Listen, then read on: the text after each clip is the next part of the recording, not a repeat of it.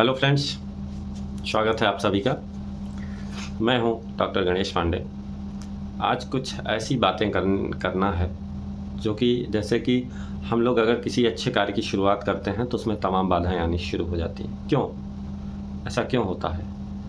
ऐसा इसलिए होता है कि वह बाधाएं आपके धैर्य, आपके जज्बे को परखना चाहती हैं, आपकी प्रवृत्ति को जानना चाहती हैं कि क्या आपने जो काम शुरू किया है उसके प्रति आप कितने डिवोटेड हैं, और उस टेस्ट में आप पास होते हैं। होता क्या है कि जब हम किसी इंटरव्यू के लिए जाते हैं, अगर वो पोस्ट छोटी होती है तो इंटरव्यू हल्का होता है, लेकिन अगर वो पोस्ट बहुत बड़ी होती है तो इंटरव्यू बहुत अच्छा होता है, बहुत बड़ा होता है। उसका रीज़न है वो आपके व्यक्तित्व का परीक्षण होता है। आप कितने धैर्यवान हैं, आप कितना जो है अपने लक्ष्य के प्रति जो है समर्पित हैं। ये होती है परख। कुदरत हमारा परीक्षण करती है, हमारा इम्तिहान लेती है। कहते हैं कि रामचंद्र जी को गद्दी मिलने वाली थी, सब कुछ तैयारियां शुरू हो गई थी, फिर क्या हुआ?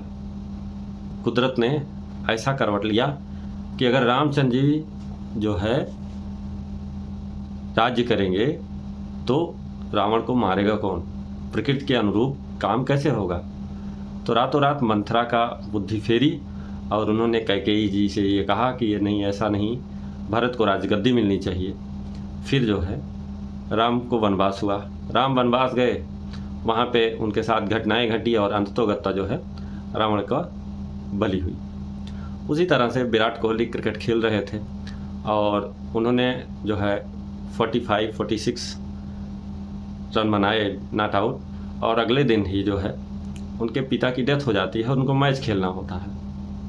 मैच खेलना होता है तो क्या करते हैं? तो मैच वो खेलते हैं।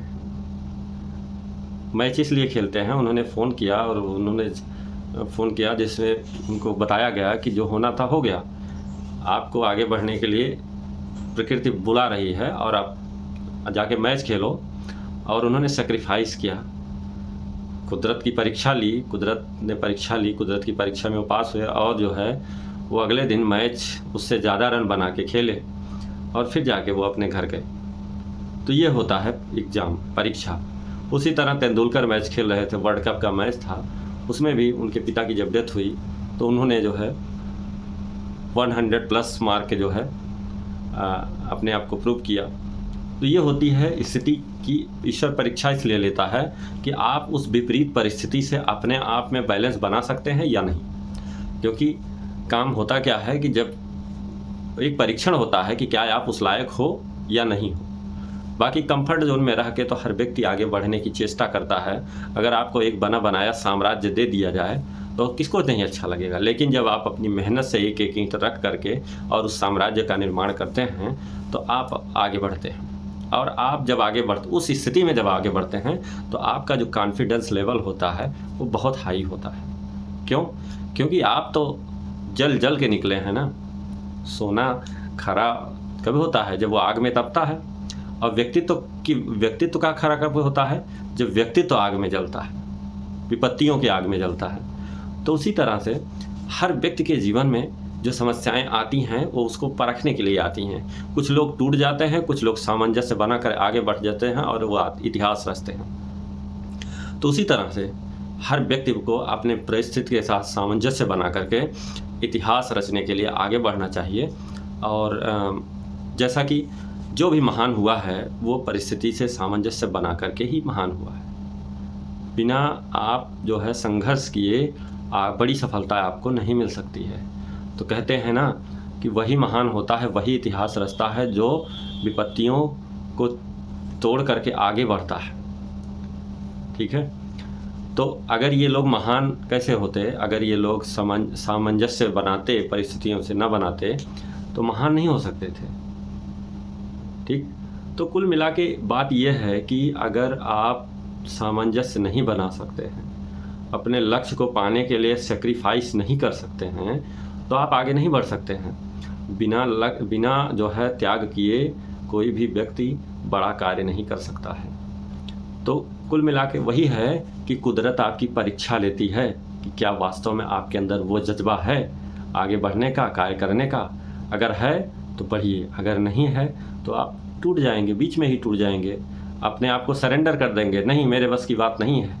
तो कुछ लोग ऐसे भी होते हैं कि शुरुआत तो बड़ी तेज़ी से करते हैं, लेकिन रास्ते में वो अब कहीं ना कहीं भटकाव आ जाता है, डिस्ट्रैक्शन आ जाता है, और उस डिस्ट्रैक्शन की वजह से वो फिर से टूट कर बिखर जाते हैं। और कुछ लोग विपत्तियों को जोड़ते जोड़ते अपने आप को निखार लेते हैं, निखर जाते हैं। तो बिखरना नहीं है बल्कि निखरना है, यही जीवन में आगे बढ़ने की कला होती है। और ये कला जिसके अंदर आ गई वो आगे बढ़ गया।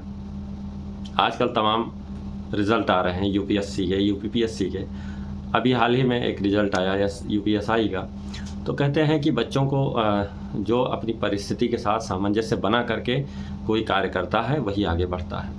इतनी आसानी से कोई चीज़ मिलती नहीं है जितनी आसानी से हम उसे पाना चाहते हैं। तो आसानी नहीं बल्कि अगर आपके अंदर, आपके सामने जितने भी बाधाएं आ रही हैं, तो आपको उन बाधाओं से जो है निपटना होगा। निपट करके ही जो व्यक्ति आगे बढ़ता है वही महान होता है, वही अपने लक्ष्य को प्राप्त करता है।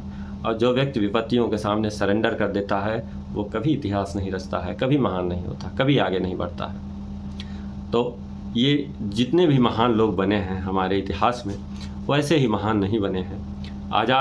चंद्रशेखर आज़ाद की बात अगर करें तो उन्होंने, जब वो उनके सामने तमाम सारी विपत्तियां थीं, तो किसी ने उनको कहा कि आज़ाद तुम कोषाध्यक्ष हो और तुम्हारे माँ बाप खाने बिना मर रहे हैं, तो तुम्हें उनको कुछ पैसे भेज देना चाहिए उसी कोषागार से।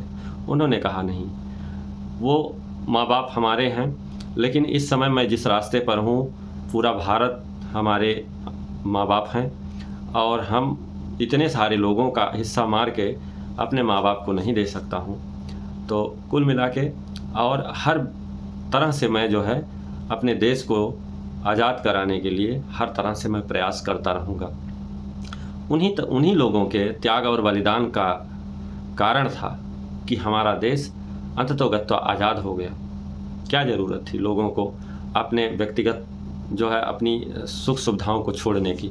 तो उनके अंदर एक जज्बा था कि अगर हम इन सुविधाओं को नहीं छोड़ेंगे तो हम आगे नहीं बढ़ पाएंगे, हम आज़ाद नहीं हो पाएंगे। आज लोग इतना ज़्यादा वैयक्तिक लाभ के लिए परेशान हैं, वो किसी से भी समझौता करने के लिए तैयार हैं।